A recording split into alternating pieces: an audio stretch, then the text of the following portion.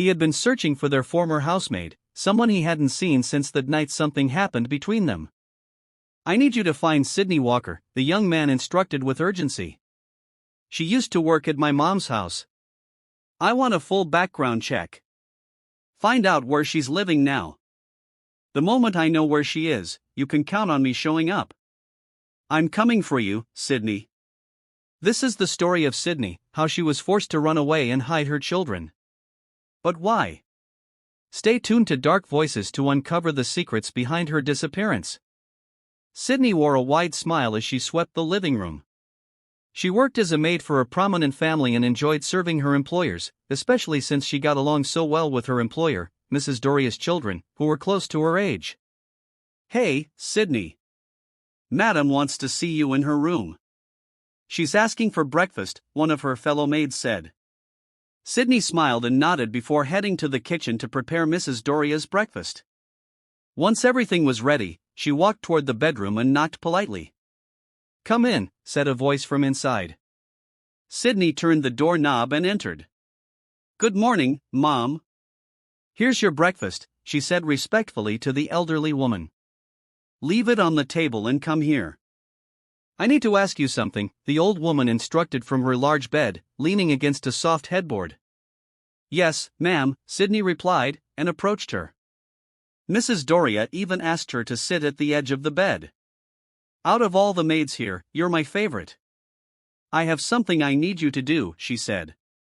"My eldest son, Hunter, is arriving this afternoon. I need you to meet him at the airport. Take Ben, my driver, with you so you won't have to take public transport."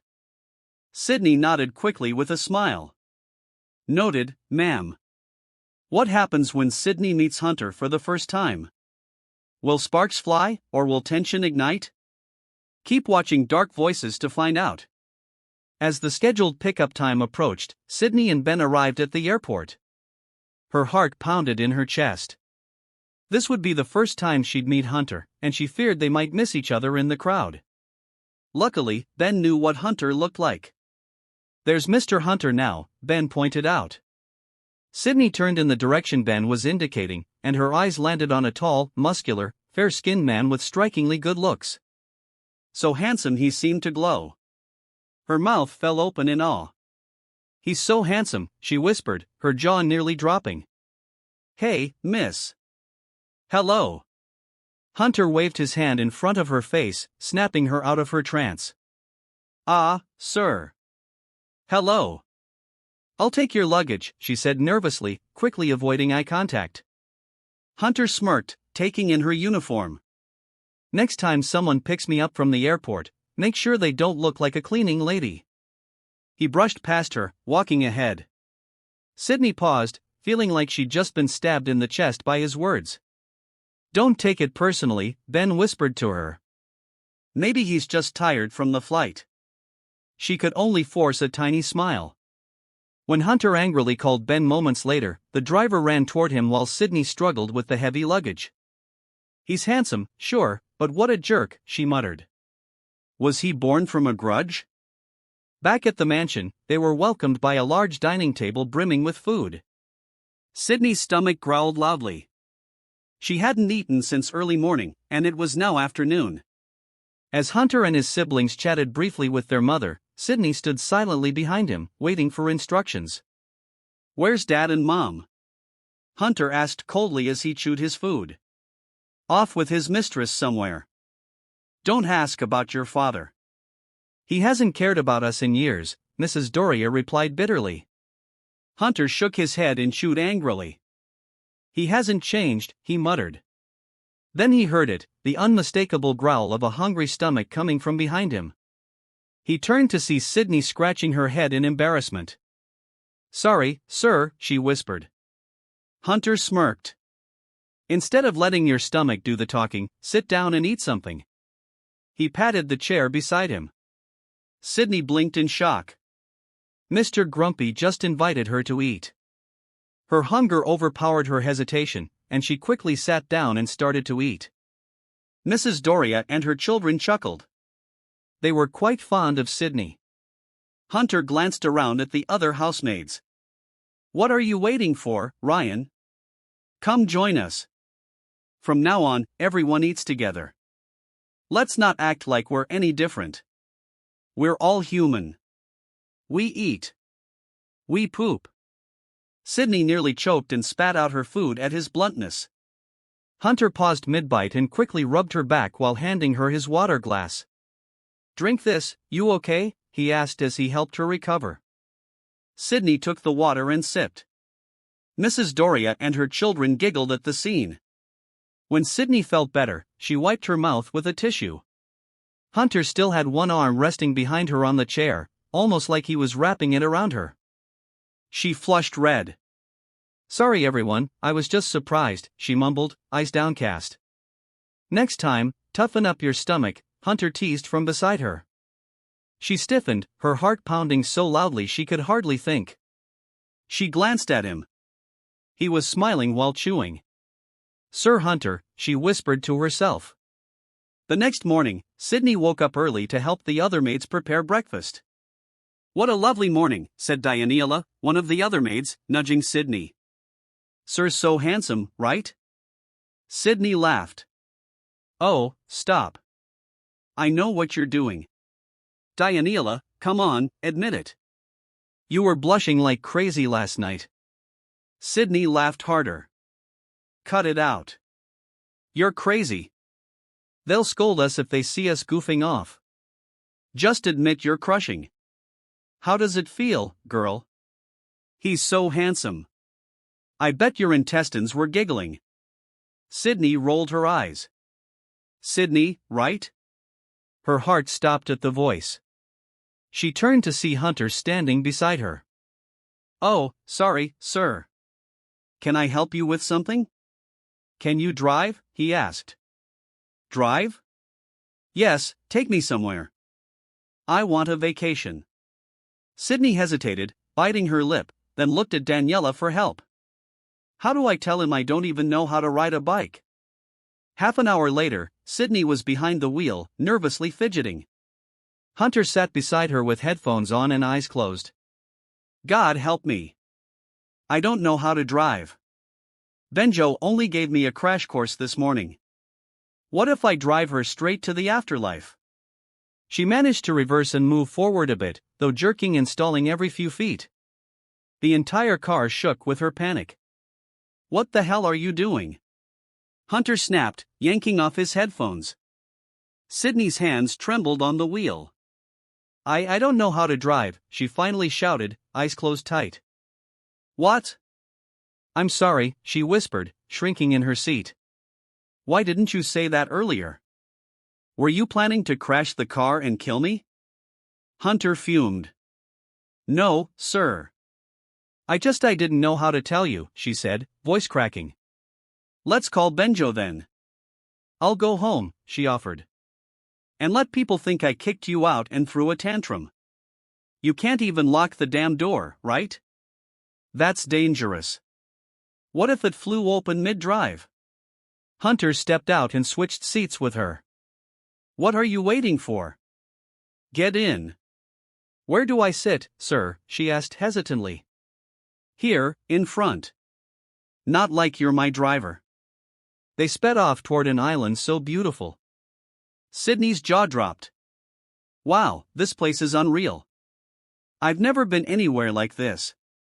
Go rent a boat, Hunter said smugly. Sydney ran to a local man and returned with a small rented boat. Boss grumpy. We've got a boat, she called playfully. Hunter's eye twitched. What did you just call me? He pinched her cheek. Boss grumpy, huh? Sydney winced, but giggled, and the old fisherman chuckled. Hunter and Sydney boarded the boat together. Of course, Hunter was the one rowing. Sydney didn't know the first thing about it. He couldn't understand why he even brought such a clueless girl with him. You know what, Boss Grumpy? Sydney said as they drifted along the water. I'm not scared anymore. Would you stop calling me that? He snapped. People might actually think I'm always grumpy. But isn't it true? She teased. You're always scowling like you swallowed bitterness for breakfast. You could smile a bit more, she added, and with both hands pulled at the corners of his mouth to make him grin. Like this. Ow. What are you doing? Hunter barked, slapping her hands away as she pouted. But something strange stirred inside him. See, I told you are grumpy, she said again, her tone playful. Just earlier she had been scared stiff of him, and now here she was playfully teasing him. Despite himself, Hunter began to feel a shift in her presence, something warm. Though his face remained stern, he could sense a change in the air around them. When did you start working for Ma'am Doria? He asked, his paddle moving steadily. Me, she pointed at herself. Oh, I thought you were talking to the shark under the boat. Hunter smirked. About 5 months ago.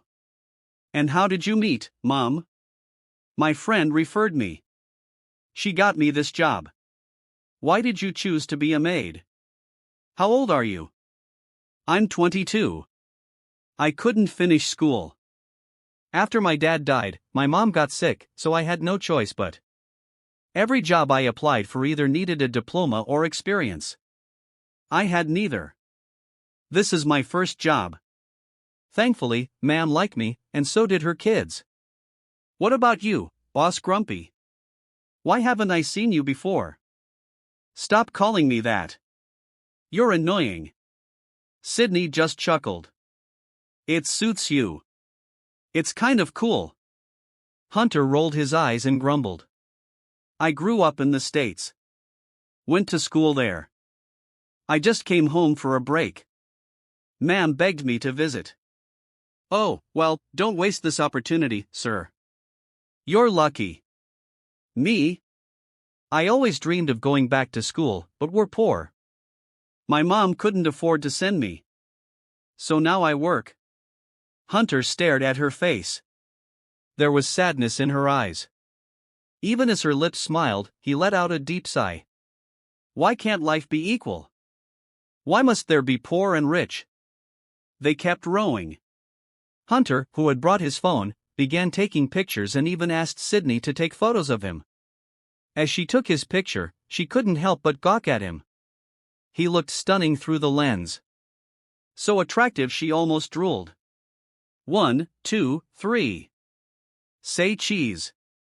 Hunter grinned for the camera and Sydney stared at him longer than she should have.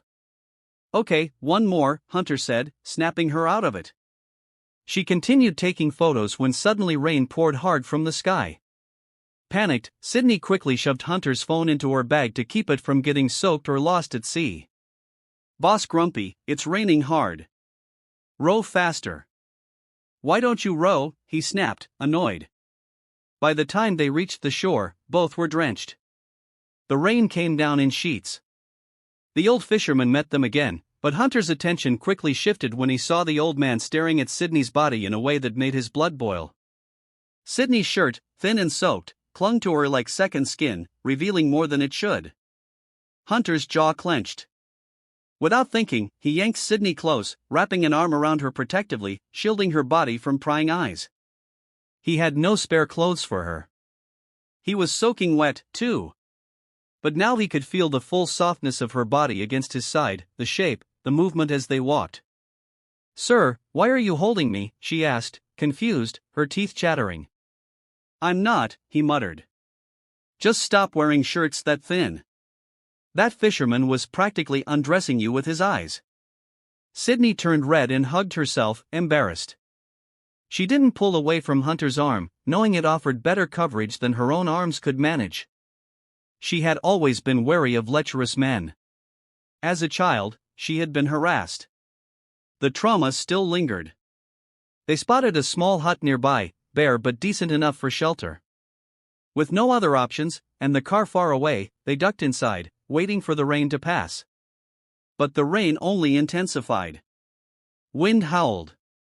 Sydney sat on the floor, arms around herself, shaking. Hunter looked around the hut for something. Anything to wrap around her. Nothing. She was freezing. And his conscience gnawed at him. He was the reason she was out here. Then an idea struck him. He hesitated. Body heat, he thought. We'll use body heat. Without a word, he sat beside her and wrapped both arms around her tightly. Sydney froze. Slowly, she looked up at him. Her world stopped at the sight of his face. So handsome, so close. Her heart pounded wildly. Her throat went dry. Sir Hunter. Shoo. He pressed a finger gently to her lips. Save your voice until you're warm again. He smiled slightly and held her closer, locking her in a warm embrace. Even he could feel the heat building between them. But it wasn't just from body warmth anymore. Something was changing.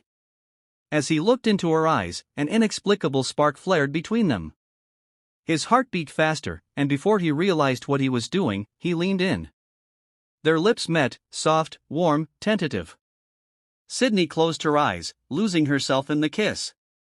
The warmth spread from her lips to her chest, down to her core. Her heart thudded louder than the rain. They didn't notice how it deepened, how Hunter began to kiss her more firmly, and when he carefully laid her down on the cold wooden floor, the storm outside was no match for the storm within. In the heat of that intimate moment, Sydney gave herself fully, her innocence, her soul. When the rain finally stopped, they returned to the mansion. Throughout the entire ride back, neither of them said a word. Hunter let Sydney sit in the passenger seat behind him to avoid facing her. The silence between them was heavy, especially for Sydney, who still couldn't believe what she had done. She had given away the one thing she had guarded her whole life to a man she barely knew. She had always told herself that she would only give it to the first and last man she ever truly loved. Just as she was about to open the car door to get out, she heard Hunter call her name. She froze, hands still on the door handle. "Why, sir?" she asked nervously. "I'm sorry for what happened," he said, his voice low. "You know, I have big dreams. I'm going back overseas to finish my education. Please don't tell anyone what happened between us. Not even Mom. And I hope you won't get pregnant, Sydney. It only happened once. I'm not ready to be a dad. I'm just being honest with you." His words crushed her. She clutched her chest, eyes shut tight. She didn't reply. She just opened the door, stepped out quickly, and walked straight into the house. Years passed. "I need you to find Sydney Walker," Hunter told Jason, his most trusted aide. "She used to be a maid in my mom's house. Do a background check. Find out where she lives. That's your job for now." Hunter held up a photo he'd found of Sydney in his mother's old room. "You got it, boss." "No problem," Jason said. Hunter stared at the photo. "The moment I know where you are, Sydney, I'm coming." 1 week later, Hunter received a call. He sprang up from the couch the moment he saw the caller ID. "Jason, how's it going?" "I'm in North Carolina right now, sir. I brought a buddy of mine who's also a private investigator. According to our intel, the woman you're looking for is into online selling now. Sydney Walker. She's 29. Hunter's heart began to pound. "She's the one," he said. 7 years ago, she was 22, same age as me. Where in North Carolina? Text me the full address." "Roger that, sir." "But wait, hold up. Some kids just came outside. 3 of them. They look alike. Triplets?" Hunter's brow furrowed. "They look about 5 years old, maybe 6. Dude, they're big. Probably 6 already." Jason's partner cut in and even smacked him playfully. "Hey, easy, man. No violence," Jason laughed. He looked back toward the house from a distance. Meanwhile, Hunter stood frozen, lost in thought. 6 years old. 7 years ago, we last saw each other. And 7 years ago, that night happened. "Jason," he said, "confirm their birth dates. I want names. Send me the address. I'm coming over." "Noted, sir." "Will do." Hunter packed in record time. He didn't tell anyone where he was going. Just called his mom and said he was heading to South Carolina for vacation. In truth, he was heading straight to that small North Carolina town. Even after becoming successful, something had always been missing from his life. He had made it big in business and earned a fortune, but no amount of success could fill the gaping hole in his heart. Every night, a quiet unease haunted him, a lingering thought that there was something important he didn't understand. And then it hit him. The maid he had a one-night stand with during his brief return home, Sydney. He'd heard she had left a week after he did, that she'd looked for him, but couldn't find him. Eventually, she disappeared, too. He never stopped wondering why she left. Was there something he didn't know? Now, there was a real possibility that he was the father of those triplets Jason saw. But what if she'd married someone else? The thought made his head throb. Still, he was desperate for the truth. Thanks to his investigators, he soon arrived in the sleepy town. After a long, exhausting journey, he met Jason and the others at a local coffee shop. "Where's Sydney living?" he asked immediately. "Barangay Malaya," Jason answered. "She runs a small convenience store there. Lives with the triplets. Locals say she's a single mom. Never got married. Raised them on her own. Came back home pregnant and never dated again. Her life revolves around her kids." Those words lit a spark of confidence in Hunter. If that were true, then the children really were his. Maybe that was why she tried to find him after he left all those years ago. It all started to make sense now. That night hadn't just been a mistake. It had created something. 3 lives. "What are the names of the triplets?" he asked. "Ariel, Hope, and Hia, all share your last name, Varial." Hearing that, Hunter's hands balled into fists. So, it's true. Still, Jason said, to be sure, we can either get her to admit it or do a DNA test. "Don't worry. I'll take care of it," Hunter replied, heart pounding with a flood of emotions, excitement, fear, anxiety. Would they accept him if he showed up? He also learned that aside from online selling, Sydney sold goods at the local market. So when Hunter discovered there was a stall available near hers, he immediately rented it. He knew it was a chance to get close to the triplets and to Sydney. If he had to pretend to be a poor vendor at the market, so be it. He had to act fast before he lost his chance. He also decided to disguise himself. He wore ragged clothes, changed his voice, and hid his usual look. "Ma'am, I'd like to buy a pair of slippers," he said as he approached the woman at the market stall. It was Sydney. "Which style, sir?" she asked, polite and unaware. "Pick whichever you like." Hunter nearly melted at the sound of her voice. After all these years, her voice still had the same warmth. "I'll take this one," he said, handing over the pair he had chosen. He noticed she was snacking on a foodie bar, the same treat she used to give him back when he would sneak into the kitchen, asking for something sweet. "That's $110, she said, handing him the change. As their hands touched briefly, Hunter felt a jolt like electricity. Their eyes met. He smiled. She quickly looked away, clearly uneasy. Hunter smiled even more. "Mind if I sit here for a bit?" he asked. "Just want to eat this snack I brought." "Go ahead," she replied softly. Hunter took a seat in the shade beside her stall. As he opened his snack, he suddenly heard a familiar voice. "Mommy, look at Hera." It was a child's excited voice. Hunter turned and saw a little girl, her face caked in thick makeup, lips bright red. He stifled a laugh. "Hera, you got into my makeup again," Sydney scolded gently, though she couldn't help but laugh. "But Mommy," Hera whined, "Hart said we need to practice.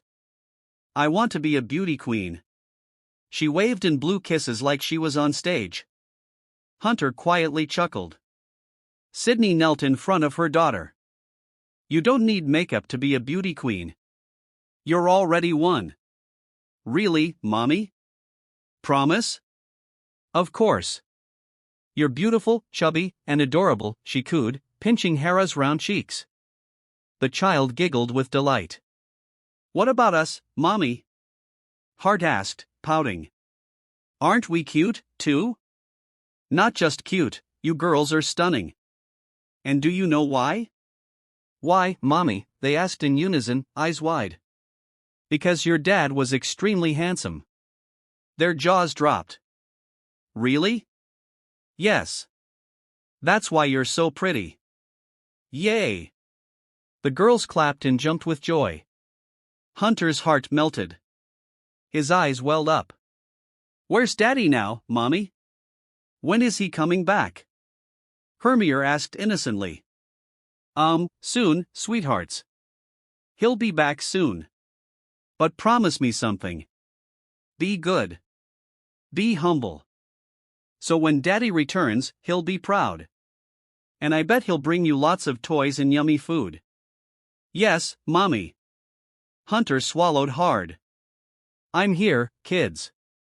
I'm coming back. Daddy's coming. And without another word, he quietly slipped away. The next day, Hunter returned to Sydney's stall at the market. He found her busy organizing her merchandise. Sydney, would you like some snacks? He asked with a gentle smile. She looked up and smiled politely. Thank you, she said, still feeling a bit shy around him. And here's something to wash it down. It's cold, he added, cutting her off before she could say anything else. Sydney chuckled softly. You know, you're the first person who ever brought me snacks here, she said. Well, I'm new around here. Got to earn some points with my fellow vendors, he replied casually. But if you keep giving me sweet stuff like this, I might end up diabetic. Hunter watched her closely. Her voice, her face, everything about her still touched his heart in a way he couldn't explain. He glanced at a newly placed monoblock chair beside the stall. That's new, he said, pointing at it. I bought it for you. I know you like to hang around my stall. When you don't show up, my kids look for you, Sydney said with a light laugh. Hunter was taken aback. A wide smile formed on his face. Really? Yep. They're the ones who suggested I buy it, said it was for you, she added. Hunter smiled even more. Moments later, Sydney wrinkled her brows while fixing her items. Why are you just staring and smiling like that? You look crazy. Hunter just shook his head and chuckled. Nothing. Back when he first started sitting at her stall, he'd had nothing but a rickety plastic stool. Now with the new chair, he leaned back and sighed with comfort. Mommy, is Big Brother Harry here yet? Hera's voice rang from inside the store. Perfect timing. Hunter had bought toys the day before to give to the kids. Yes, honey, he's outside having a snack, Sydney replied with a smile. Really? Yay! Hera clapped excitedly and rushed outside. Big Brother Harry, she shouted when she saw him. Hunter had gone by Harry during his disguise so Sydney wouldn't recognize him. Oh, Hera, good morning, sweetheart, he greeted as she ran straight into his arms. Over the past days, he had grown close to the children. They looked forward to seeing him every day. Hia lifted her arms, pouting. Carry me, please. Hunter quickly set aside his bread and soda, as well as the toys he had brought, and scooped her up despite her hefty weight. Mommy, look. Big Brother Harry's carrying me. It's like I have a real daddy. I'm so happy. Hunter paused, heart skipping a beat. Sweetheart, come down. Let Harry finish his snack, Sydney said from the doorway. But Mommy, I want a daddy. Big Brother Harry is super kind. I love you, Big Brother Harry.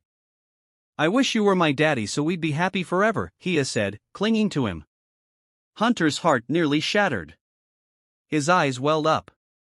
He looked at Sydney, who didn't know how to respond. You can call me Daddy if you want, he said softly to Hia. It's okay with me. Would you like that? Hia's eyes sparkled. Really? We can call you Daddy? Yes. And can I call you my kids? Yes, Daddy.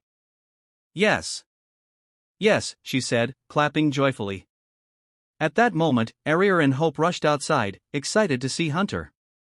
Really, Big Brother Harry? You're okay with that? Ariel asked.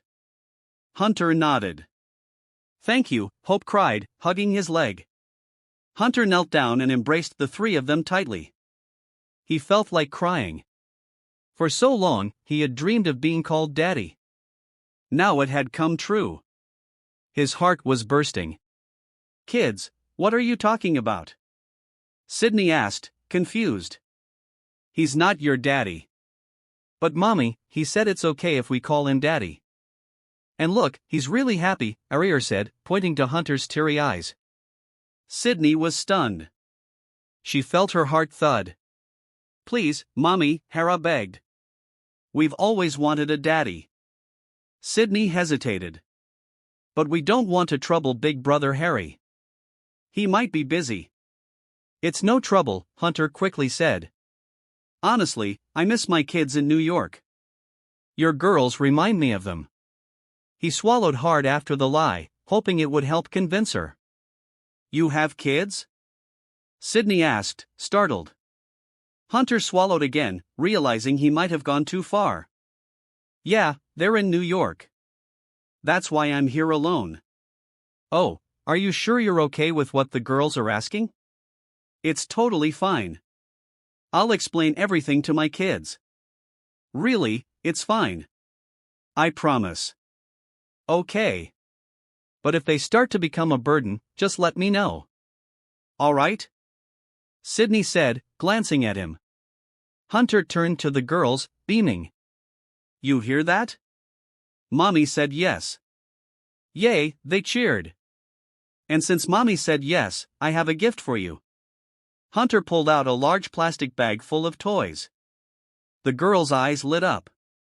Wow, so many toys, he squealed. This is amazing, Hope added as she started rummaging through the toys. Hey, let me see, too, Ariel chimed in, nearly sticking her head inside the bag. Hunter watched them, his heart full. It felt like he'd won the lottery. He'd made his kids happy. He looked up and met Sydney's gaze. Embarrassed, he scratched his head and walked over. Sorry, am I spoiling them too much? He asked sheepishly. Sydney shook her head. Not at all. They're happy. I'm happy. Thank you for the toys. This is the first time they've ever had this many. I could only ever buy one each. Usually cheap ones that break easily. Hunter smiled warmly. All right, kids. What do you say to Daddy Harry? The girls turned, stood up, and hugged him tightly. Thank you, Daddy. We love you, they said in unison. Hunter felt his chest tighten, tears threatening to fall. Being called Daddy, being hugged and thanked, it was more fulfilling than anything he'd ever felt. He knelt down again. No problem. Just promise me you'll always behave, okay? Don't give Mommy a hard time. Got it? Yes, Daddy. Sydney chuckled softly. She found the whole thing adorable. Watching her children laugh with Hunter, it melted her heart. She imagined what Hunter might be doing now. Did he still remember her? The days flew by. The kids couldn't go a day without seeing Daddy Harry, their real father, though they didn't know that yet. Hunter visited them constantly. Sydney treated him like a guest, and he played with the children all the time. Daddy, can you give us a bath today, please? He asked sweetly. Let's use the outdoor pump. That's our swimming pool. Yes, Daddy. It's so fun, Ariel added. Hart, the rowdiest, dashed off ahead of them. Catch up, Daddy. I'm first in the pool. Hunter laughed and chased after her, with the other two following behind. Sydney watched them from the kitchen window as she cooked. She could see everything from there. At the pump, Hunter fumbled with the handle, still unfamiliar with how to use it. The triplets took turns showing him how. Like this, Daddy. You pump it like this, Ariel said, demonstrating. Hunter laughed and eventually got the water flowing. He worked hard filling the huge tub beside the pump. Before it was even halfway full, the kids were already splashing around in their underwear, giggling. Daddy, it's full. Come swim with us, Hart called out. Are you sure? I might break that thing, Hunter teased. No way. It's made of thick metal. Mommy had it custom built. It's really strong and smooth. We've never been hurt or had any leaks. Come on, Daddy, Hart insisted. Hunter took a deep breath and chuckled. All right. You kids win. They played in the water, laughing and splashing so much that Hunter could barely open his eyes. I know. Instead of Daddy giving us a bath, let's give him one, he had declared. Yes, let's wash him, the others agreed. What? Wait, what are you doing? Hunter asked. You're our baby boy today, Hiria said, giggling. Hunter couldn't stop laughing. He let them bathe him, though he was nervous his fake mole or wig might fall off. Daddy, take off your shirt, Hart ordered. He did as told and stepped into the tub. The girls jumped into action. Hia lathered his fake hair with shampoo, her touch surprisingly gentle. Arier grabbed body wash and scrubbed his torso. Hart used a toothbrush filled with toothpaste and brushed his teeth for him. He looked like a giant toy. Daddy, raise your arms. You smell a little funny, Arier teased. Really? He lifted his arms to sniff, only to get a face full of soapy water. Surprise, Daddy, one of them shouted. He almost flipped backward in the tub, sending them into a fit of laughter. Sydney watched them from the side, doubled over with laughter. When Hunter noticed her, he walked over and grabbed her hand. Hey, what are you doing? She cried as he pulled her toward the tub. Come on, you're way too serious. Before she could protest, she was in the tub, soaked. Hunter sprayed her with water and playfully washed her. Her white t-shirt became see-through, revealing her figure beneath. Hunter froze, memories flooding back. Sydney noticed him staring. What's wrong? She asked. Nothing here, he said quickly, draping a towel over her shoulders. She realized what had happened and turned red. Her shirt clung tightly, and her undergarments were visible. Unnoticed by the two adults, the triplets stood in a row watching them. They look so sweet together, Hart whispered. They really match, Hia giggled. Look, Mommy's blushing. Shoo, they'll hear us, Hiria warned. The girls exchanged mischievous glances. Hera snuck up behind Sydney, Hart behind Hunter, and they pushed them together. Sydney stumbled into Hunter, who instinctively caught her, their eyes locked. They stood frozen, breathless. Then, without a word, Hunter leaned in and kissed her. Sydney was startled at first, but didn't pull away. Her eyes fluttered shut, and a strange warmth spread through her chest. Even though the kiss was just a quick, gentle smack, it awakened a rush of emotions. It reminded her of that one night, the night she had given herself to Hunter. No one had kissed her or made her feel like that since. Suddenly, she snapped back to reality. She pulled away slightly from his arms, stepped out of the tub, and mumbled, I should go. I still have to cook. Hunter stood in place, watching her retreat, his lips curling into a quiet smile. So this is what happiness feels like, he thought. Like finally finding what's been missing from your life all along. Later, when Sydney had finished cooking, she called everyone to come eat. Harry, kids, dinner's ready, she called from the kitchen. Hunter got out of the tub immediately and started rinsing off the kids. They were supposed to have been done long ago, but had gotten carried away with all the playing and goofing around. He helped them scrub, shampoo, rinse, and dry off. The girls had a blast the whole time. If Daddy was supposed to bathe us, we ended up bathing him instead, Hia said, laughing. Let's bathe him again next time, Arier and Hart chimed in. After dressing them up, Hunter brought the kids to the table. But the girls insisted on sitting right next to him, and little Hera even insisted on sitting on his lap. Arier sat on his left, Hart on his right. All of them snug and huddled around him. They happily ate their dinner, giggling and playing even while chewing. Sydney sat across the table, watching them with a soft, tender smile. Her heart melted with each passing second. She thought about their real father. Unlike Hunter, that man was harsh and dismissive. It was painful to even remember how cold he had been. But seeing Hunter, gentle, patient, playful with her daughters, it made her feel something she hadn't in a long time. A door in her heart, long closed, was quietly creaking open. That night, after the girls had finally fallen asleep, Sydney stayed behind at her market stall to do some tidying up. Hunter stayed with her. "Oh, hey, Harry. Want some coffee?" she offered. "I'll make you a cup." She started to get up, but Hunter stopped her. "No need. I'm good. If I drink coffee now, I might not sleep later," he said, scratching his head. "Right.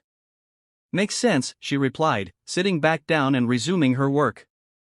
"You know," she began, "ever since you came into our lives and agreed to be the kids' stand-in dad, they've been so much happier every day. They smile more. They even tell me they dream about you playing together, laughing, especially Hia.